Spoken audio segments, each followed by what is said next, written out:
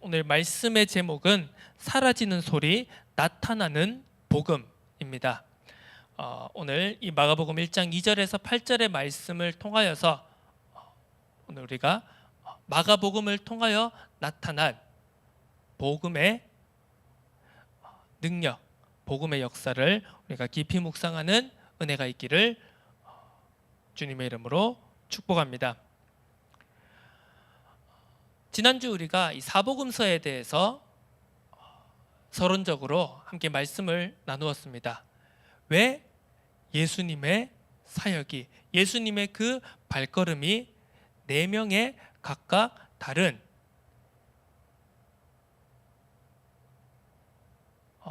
기자들을 통하여서 기록이 되어졌는가? 왜 한 분의 이야기가 4사람에 의해서 각각 4권의 책으로 기록이 되어졌는가? 이 부분에 대해서 우리는 살펴보았습니다. 인간은 한계점이 있습니다. 그렇기 때문에 그 한계를 가지고는 전체적인 본질을 한 번에 꿰뚫어 볼 수 없다는 것이죠. 그렇기 때문에 각각 하나님께서 각각에게 주신 분량과 달란트와 그릇과 주어진 모든 것들을 통하여서 각각의 관점, 각각의 강조점을 하나로 모아서 그것을 우리가 함께 보았을 때 우리는 말씀의 하나님의 뜻의 복음의 본질을 꿰뚫어 이해할 수 있다.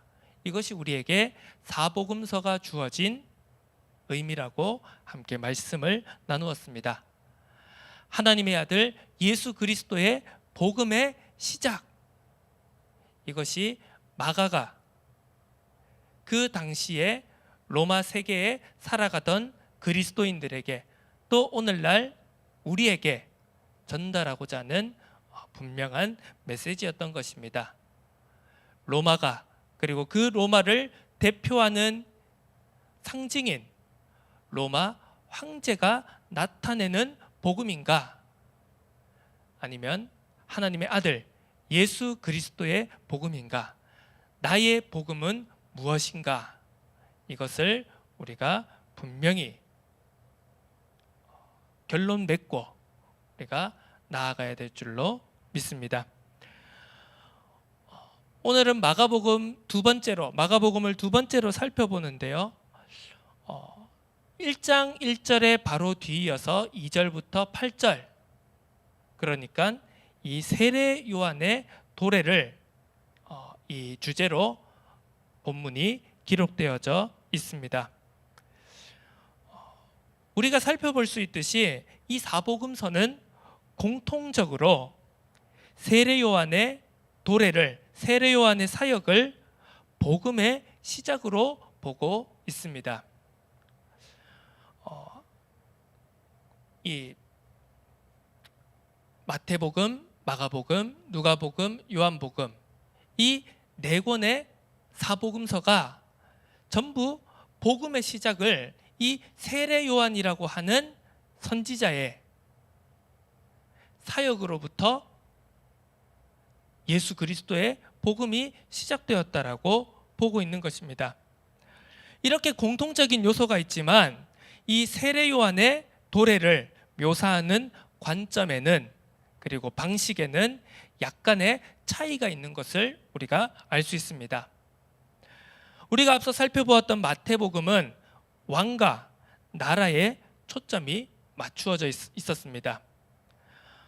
마태복음 1장을 통해 다윗의 혈통에 대해 설명하였고, 마태복음 2장을 통해서는 예수님과 헤롯을 대비시키는 것을 통해서 이 마태복음의 강조점이 유대인의 왕, 그리고 이스라엘의 왕으로 오시는 메시아에 대해서 설명하고 있는 복음서구나, 이것을 우리가 살펴볼 수 있습니다. 그러면서 뒤이어 3장부터는 세례 요한의 천국 전파에 초점을 두고 있는 것을 볼 수 있습니다. 우리가 마태, 마가, 누가, 요한을 각각 보면 알 수 있듯이, 여기에도 똑같이 세례 요한을 나타내고 설명하고 있지만 마태와 마가와 누가와 요한이 각각 바라보는 세례 요한의 의미를, 그 강조점이 조금씩 다른다는 것을 우리가 발견할 수 있습니다. 마태복음은 세례 요한의 사역의 어떤 부분을 강조하였는가? 바로 세례 요한의 천국 전파에 초점을 두었다는 사실입니다. 천국, 하나님의 나라라는 그 단어 속에서 우리가 알 수 있듯이 세례 요한은 바로 유대적인, 이스라엘적인 그 관점에서의 하나님의 나라에 대해서 전파하고 있는 것을 우리가 알 수 있습니다. 마태복음 3장 2절에 세례 요한의 사역의 시작을 이렇게 마태는 기록하고 있습니다. 회개하라, 천국이 가까이 왔느니라. 어떻게 보면 이 마태복음의 핵심 구절 중에 하나라고 할 수 있겠습니다. 뒤이어서 예수님의 첫 사역, 예수님의 첫 말씀 선포를 통해서도 이 회개하라, 천국이 가까이 왔다라고 선포하는 예수님의 사역의 시작을 우리가 마태복음을 통해 확인할 수 있습니다. 그에 반해서 이 마가복음은 하나님의 아들 예수 그리스도의 복음의 시작이라는 표제로 출발하고 있습니다. 그렇게 마가복음을 시작한 다음 어떠한 사전 지식이나 배경 설명 없이 단도직입적으로 세례 요한을 소개하고 있습니다. 이런 배경에는 여러 가지 그런 상황들이나 배경들을 우리가 살펴볼 수 있을 것입니다. 이 마가복음이 처음 기록되어져서 전달되어진 로마에 사는 그리스도인, 바로 그 로마 도시와 로마 문화, 사회 문화 배경 속에서는요, 여러 사전 지식들, 사전 배경들, 족보가 어떻고 내력이 어떻고 배경이 이러이러하다라고 장황하게 서론을 설명하는 것보다는 로마인들의 관점과 로마인들의 기질에서는 서론 없이 단도직입적으로 본론을 들어가는 것을 선호했다라는 그런 문화적 배경 속에서 아마 이런 마가복음이 그들에게 복음을 설명하기 위해서 이런 방식으로 서론 없이 단도직입적으로 예수 그리스도의 복음은 세례 요한으로부터 시작되었다라는 것을 단도직입적으로 선포하고 있는 것입니다. 세례 요한을 소개하는 방식도 조금 마태복음과는 다른 것을 볼 수 있습니다. 우리가 2절부터 3절까지 살펴보면은요, 이 마가는 세례 요한을 이사야 40장 3절 말씀의 성취라고 보고 있다는 사실입니다. 구약성경 이사야 40장 3절에서는 이렇게 기록되어져 있습니다. 외치는 자의 소리여 이르되 너희는 광야에서 여호와의 길을 예비하라, 사막에서 우리 하나님의 대로를 평탄하게 하라. 이 이사야 40장 3절의 말씀, 이사야 40장 전체의 말씀은 구약 속에서 예언되어진 대표적인 메시아 그리스도 예언의 말씀이라는 사실입니다. 외치는 자의 소리가 광야에서 여호와의 길을 예비하라 이렇게 말씀하고 있습니다. 사막에서 우리 하나님의 대로를 평탄하게 하라. 이 근동 지역에서 이 대로라는 것은요, 아주 길게 넓게 직선으로 뻗어 있는 큰 길을 이야기하는 것입니다. 어떠한 한 지역에 그 나라의 왕이 행차를 하게 될 때는 울퉁불퉁하고 구불구불한 길을 전부 다시 개편을 했다고 우리가 살펴볼 수가 있습니다. 그래서요, 울퉁불퉁한 것도 다 고르게 해서 반듯하게, 그리고 왕의 행차가 아무런 문제 없이 행렬이 진행될 수 있도록 넓게 그리고 곧게 왕이 오는 길을 그렇게 닦던 그런 문화적 배경이 있습니다. 하나님의 대로를 평탄하게 하라. 그 말이 무엇입니까? 바로 이 그리스도께서 오실 길을 예비하라. 그렇게 우리가 바라볼 수 있는 것이죠. 그렇게 이 이사야가 그리스도가 오실 것을 예언하고 있는 말씀입니다. 내가 내 사자를 내 앞에 보내노니 그가 내 길을 준비하리라. 이렇게 이사야 40장 3절 또한 이렇게 말씀하고 있는 것을 우리가 볼 수 있습니다. 한마디로 이 세례 요한을 메시아의 그리스도가 오시는 것을 준비하는 자의 역할이 있었다는 것을 이 마가복음은 우리에게 선포하고 있는 것입니다.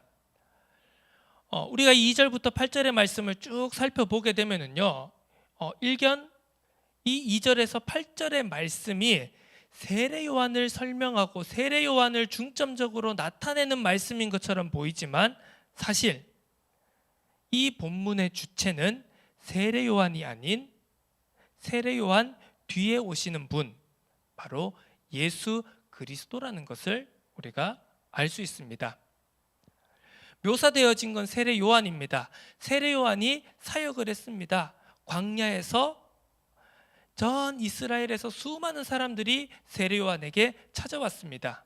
세례 요한은 그들에게 회개의 세례를 베풀었다고 오늘 본문은 말하고 있습니다. 세례 요한의 이야기인 것처럼 보입니다. 세례 요한이 열심히 사역을 한 것처럼 보입니다. 하지만 그 목적은, 그 중심은 무엇이냐? 세례 요한의 사역은 바로 길을 준비하는 것이었다는 사실입니다. 어떤 길입니까?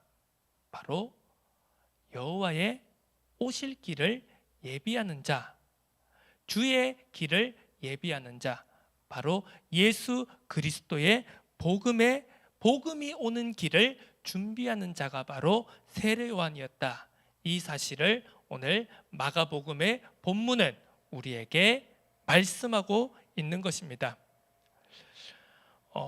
요한의 세례라고 했습니다. 이 세례는 회개의 세례다. 이렇게 오늘 기록되어져 있습니다. 이 회개는 어떠한 의미입니까? 그냥 단순히 우리가 제가 친구를 욕했어요, 거짓말했어요, 도둑질했어요, 간음을 했어요, 살인을 했어요, 이런 어떻게 보면 십계명적이고 구약의 율법적인 그런 나타나는 죄, 행동의 죄를 회개한다는 의미인가? 물론 그 의미도 있겠습니다만 더 근본적인 의미는 바로 삶과 마음을 준비시키는 회개였다는, 세례였다는 사실입니다. 그러면 삶과 마음을 무엇을 위해 준비시켰는가?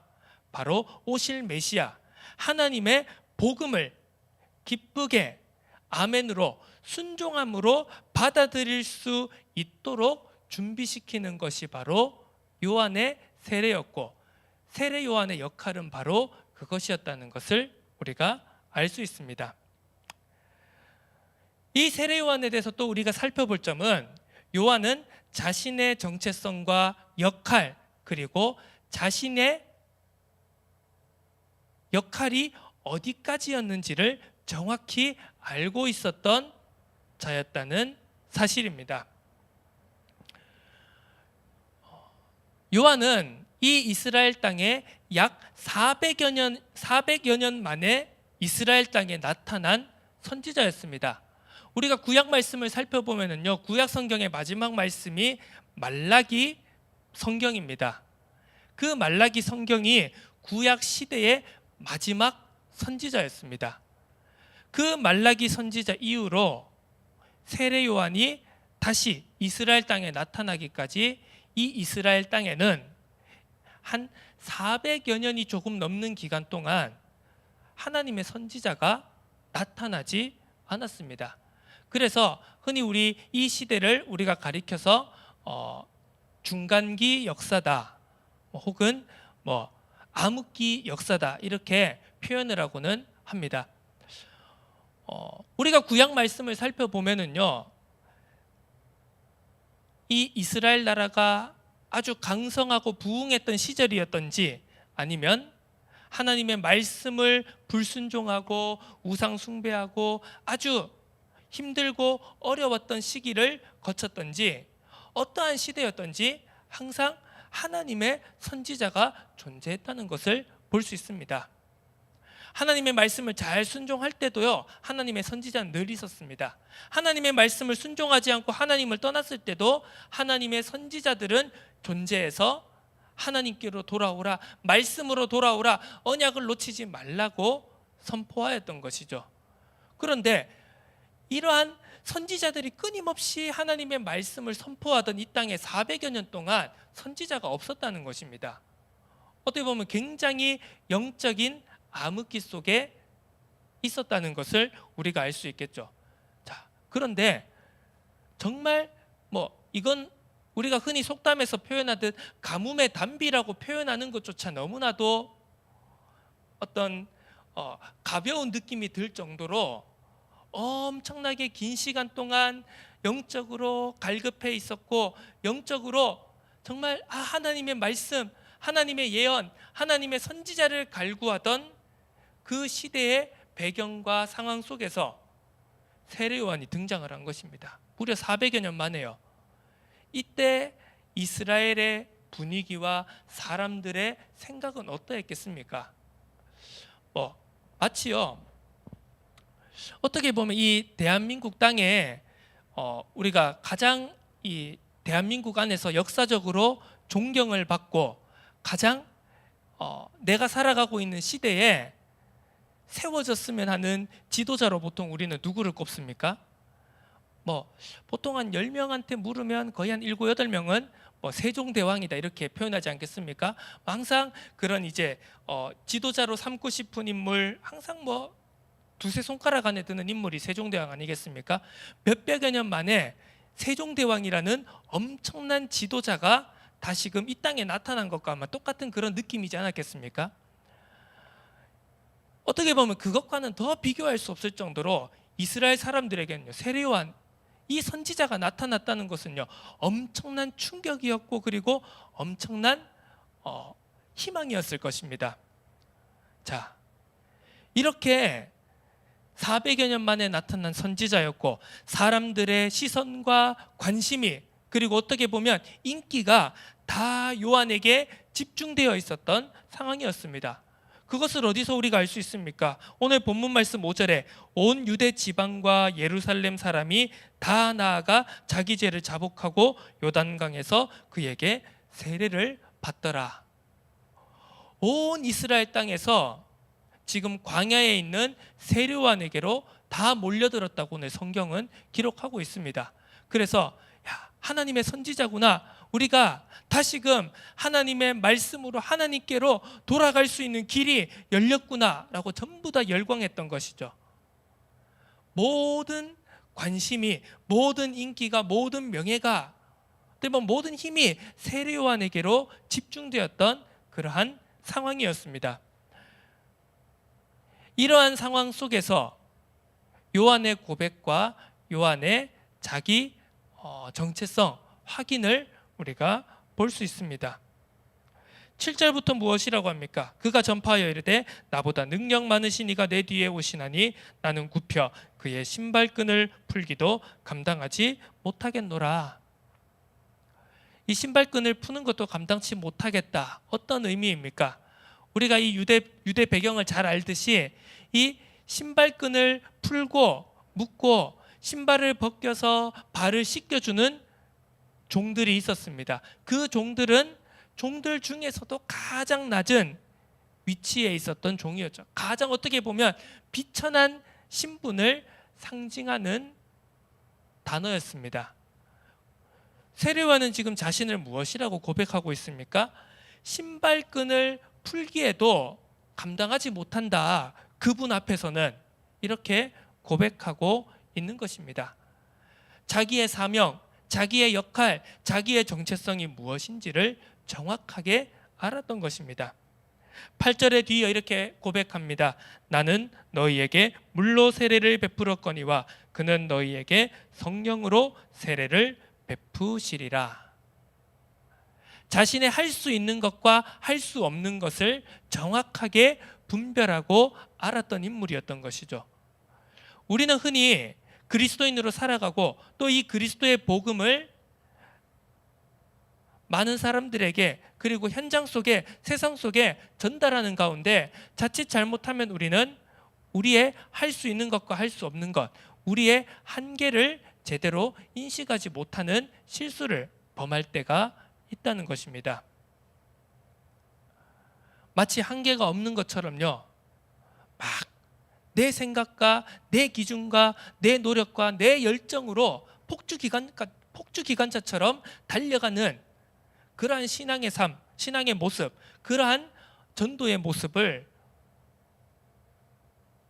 보일 수 있다는 것, 그것이 바로 우리가 조심해야 되고 우리가 살펴야 될 우리의 삶의 모습, 신앙의 모습이라고 할 수 있겠습니다. 요한은 분명하게 알았습니다. 모든 사람들의 관심과 기대와 그리고 어떻게 보면 힘이 집중될 수밖에 없었던 그 상황 속에서 요한은 겸손하게 자신의 정체성과 자신의 위치와 자신의 역할을 분명하게 선을 긋고 규정하고, 나는 준비하는 자다. 나는 내 뒤에 오실 나보다 더 큰 이의 나타나심과 오심을, 그 복음을 나는 준비시키는 자다. 내가 베푸는 세례는 어떠한 엄청난 영적인 권위와 능력이 있는 것이 아니라, 내가 베푸는 물 세례는 내 뒤에 오실 분이 성령으로 베푸는 세례에 비하면 아무것도 아니다. 이것을 세례 요한은 지금 담담하게 고백하고 있는 것입니다. 오늘 이 말씀을 한번 정리해 보도록 하겠습니다. 오늘 말씀의 제목이 사라지는 소리, 나타나는 복음입니다. 우리가 이 마가복음은 지난주에도 함께 나누었듯이 종의 복음이다, 이런 별명을 가지고 있습니다. 또 혹은 이 마가복음을 가리켜서 행동하는 복음이다, 이렇게 많은 사람들이 별명을 붙이기도 했습니다. 이 마가복음을 통해서 우리는 무엇을 붙잡아야 되겠습니까? 복음의 어떠한 부분을, 어떠한 강조점을 우리는 놓치지 말아야겠습니까?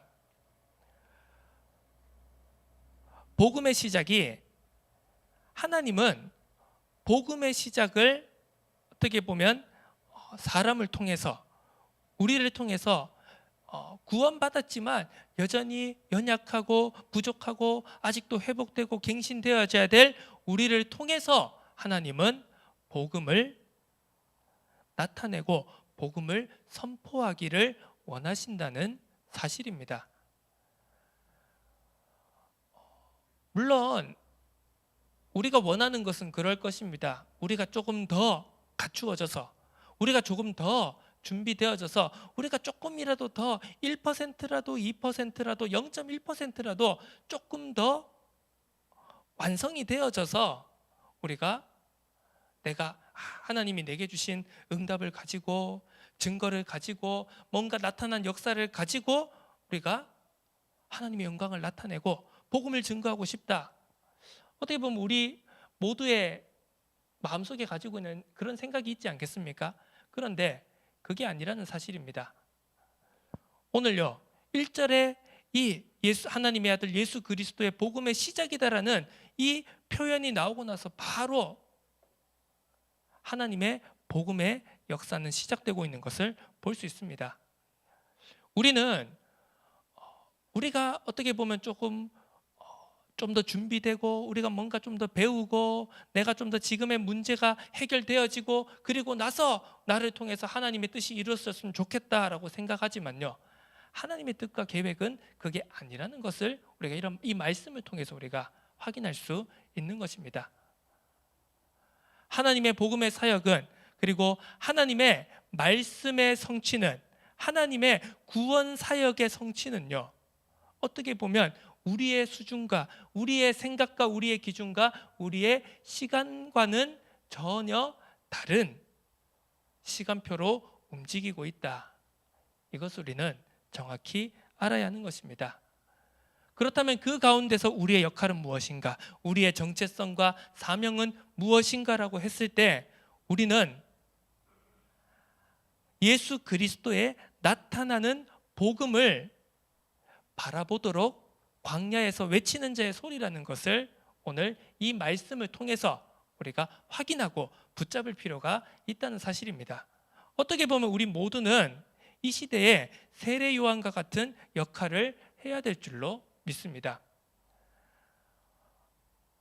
구원받지 못한 사람들이, 복음이 필요한 사람들이 하나님의 말씀이, 진리가 정말 절실하게 필요한 사람들이 나를 통해, 우리를 통해 얻어야 되는 것은요, 뭔가 우리의 나타남이 아니라는 것입니다. 우리를 통하여, 부족하고 연약한 한계 있는 우리들을 통하여서, 우리의 입술을 통하여서 선포되어지는 예수 그리스도의 복음을 바라보도록 해야 한다는 사실입니다. 소리는요, 어떻게 보면 나타나는 모양이 없습니다. 그래서 소리가 들릴 때 많은 사람들은 그 방향을 주목하고 쳐다보게 됩니다. 소리의 역할은 거기서 끝이라고 할 수 있습니다. 그런데 예를 들어 생각해 보십시오. 소리가 만약에 모든 사람이 나를 주목해 줬으면 좋겠어, 그래서 막 소리가 어떤 모습을 나타내려고 하고 내가 여기 있다고 고래고래 소리를 지르면, 고함을 지르면 어떻게 되겠습니까? 정작 소리가 맡아야 될 고유의 역할인 그 방향으로 바라보게 하는 것을 놓칠 수가 있다는 것이죠. 세례 요한은 자신의 정체성을, 그리고 자신의 목적을 분명히 알았던 자였습니다. 자신을 광야에서 주의 오실 길을 준비하는 자로서, 광야에서 외치는 자의 소리로서 나는 그 사명을 감당한다. 지금은 내가 눈에 보이는 엄청난 사역, 엄청난 역사, 사람들에게 회개의 세례를 베풀면서 막 이스라엘을 변화시키는 것과 같은 이런 엄청난 일을 하는 것처럼 보이지만 사실은 이게 본질이 아니다.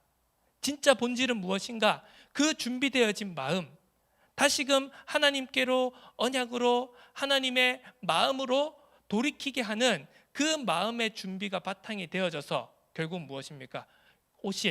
나타나신 예수 그리스도의 복음을 받아들이는 것, 그것이 핵심 아니겠습니까?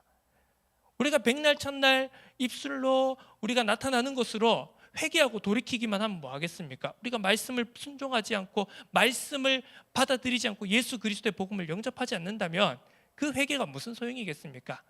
자, 오늘 이 세례 요한의 모습을 통하여서, 세례 요한의 자기 정체성의 선포와 고백을 통하여서 오늘날 우리가 붙잡아야 될 우리의 정체성, 우리의 모습을 우리가 분명히 확인하고 결론 내는 그 은혜가 넘쳐나기를 예수 그리스도의 이름으로 축복합니다. 우리는 사라지는 소리입니다. 우리를 통하여서 나는 없어지고 내 안에 그리스도께서 살아나시고 나타나시고 이 세상 가운데, 믿지 않는 자들 가운데 보여지는 그 사명을 우리는 분명히 감당해야 될 줄로 믿습니다. 우리가 앞으로 계속해서 이 마가복음의 말씀의 내용을, 그리고 누가복음, 요한복음 계속 우리 시간표에 따라 가지고 이 사복음서를 우리가 계속해서 살펴보는 가운데 각각의 말씀이 하나도 놓칠 것이 없는 말씀이구나라는 것을 깨닫고 붙잡는 은혜가 있기를 주님의 이름으로 축복합니다. 성경 66권 전체의 말씀이 우리에게 단 하나도 놓칠 수 없는 절대 불가결한, 반드시 필요한 말씀임을 우리가 깨닫고 붙잡고 누리는 은혜가 넘쳐나기를 축원합니다. 우리는 주의 오실 길을 예비하는 종으로서, 그 제자의 모습으로서, 그리스도인의 삶의 모습으로서 나아가야 될 줄로 믿습니다. 우리의 소리를 통하여서 오직 복음만이 나타날 수 있는 그 은혜, 그 응답의 주역으로 우리 모두가 서야 될 줄로 믿습니다. 다 함께 기도드리겠습니다. 하나님 아버지 감사드립니다. 세례 요한의 자기 고백을 통해 오늘 우리가 이 시대 우리가 붙잡고 나아가야 될 정체성, 우리의 사명,